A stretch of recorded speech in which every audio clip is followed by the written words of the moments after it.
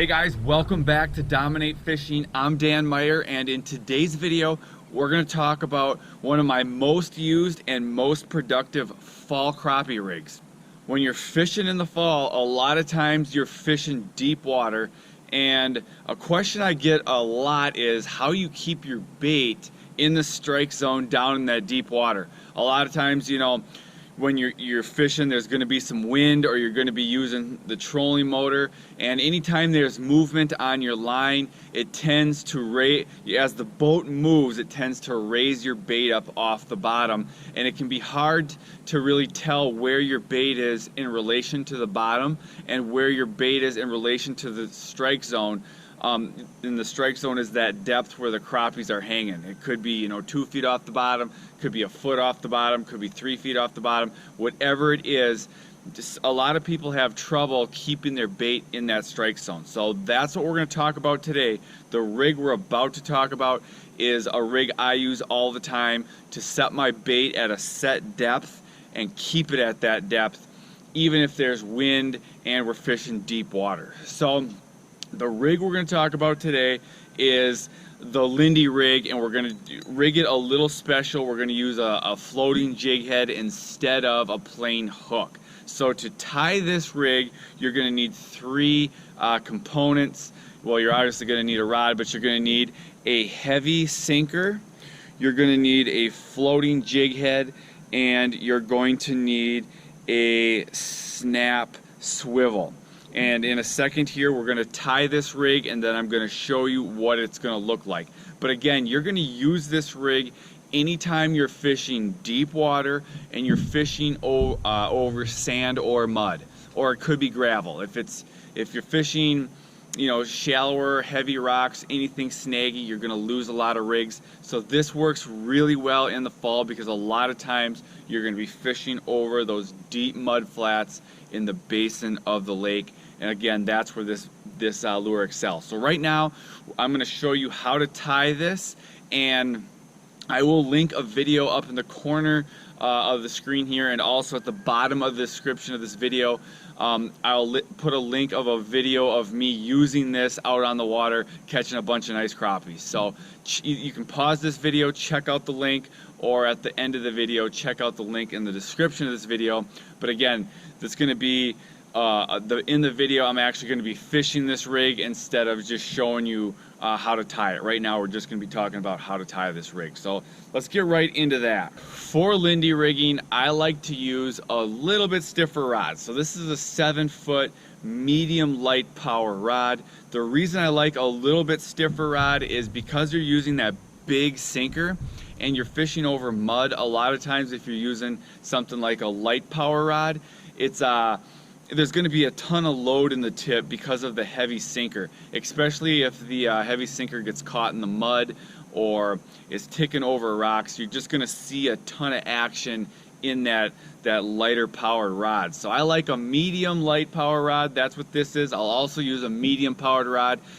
Sometimes they both are good for detecting the bite. You can detect the bite a little bit more in the medium light power rod, but the medium light power rod will also pick up a little more feedback as it's ticking the bottom, occasionally ticking a rock or getting stuck in the mud. But the medium light has plenty of backbone for this type of rig. So what you're going to do is you got to decide how far off the bottom that you want to fish. Now, one way to do it is you can run over the area you're going to fish, use your electronics, and see how far off the bottom the fish are sitting. Now, on average, in the fall, if you're fishing a deeper mud flat, the crappies are going to be fairly close to the bottom, maybe a foot to 2 feet off the bottom. So what I usually like to set my rod is, about 1.5 to 2 feet off the bottom. Now, if I see the crappies are really tight to the bottom, I might do 1.5 feet. If I see they're a ways off the bottom, then I might do 3 feet. So I'm going to kind of let the crappies tell me how far I want my bait off the bottom. But just as a general rule, it's usually going to be around, probably 1.5 feet to 2.5 feet, somewhere in that range. And probably 2 feet kind of being the sweet spot. So here's what we're going to do. The first thing I'm going to do is I am going to put tie my swivel, my snap swivel, onto the rod. So what I'm gonna do is I'm gonna thread my main line through the snap swivel. My goal is, when I'm done tying this knot, I want there to be enough line left so my bait is presented at whatever depth we decided, 2 feet, 2.5 feet, 3 feet, whatever. So when I tie this knot, I'm gonna leave a lot of spare line after I've tied this knot. So there's a lot of leftover line, and I can leave, you know, way more than I think I need, and just, you know, cut the extra line off. So then I'm going to tie. I'm just going to use a standard knot here, and I'm going to tie just a fisherman's knot. You know, put 7 twists in there, and then I'm going to feed the line through the, you know, the leftover hole, and that's going to give me my knot. And then again, remember, you want to have the leftover 2 feet or whatever you've decided. Okay, so I pull it tight. Now I've got my snap swivel tied on, and I've got quite a bit of extra slack here. So I'm going to take my pliers and I'm going to cut a little of the extra slack off. So now I'm left with my 2 feet of leader line and my snap swivel. Then what I'm going to do is I'm going to tie my floating jig head to the end of my leader.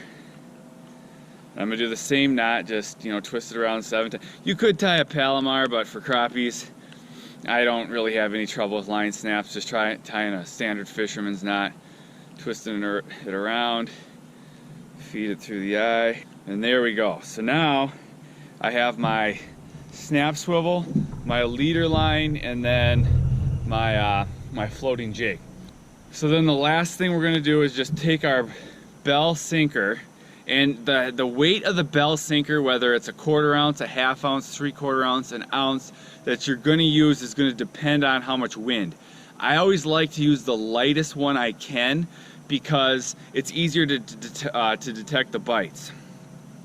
So this is a 1/4 ounce. This is what I'd use if there's just moderate wind, but you know, it's going to dictate. The way you're going to tell is, you know, how much line you need to let out to be on the bottom. So you want to be as close to vertical, or probably just slightly less than vertical, as you can. Not vertical, you want to be slightly less than vertical.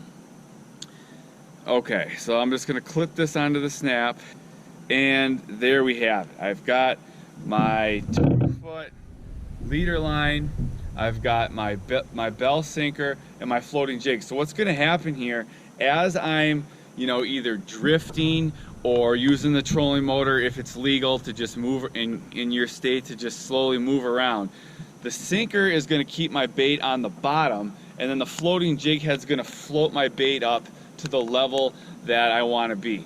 So as my boat moves, the sinker is going to pin me to the bottom. My floating jig head's going to keep my bait in the strike zone. So that is why this rig is so effective. It works so well in the fall because a lot of times you're dealing with that wind. So to see me using this rig in action, definitely check out the video at the bottom of the description of this video, or go back and click on the link in the corner of the screen. I'll see you guys in the next video.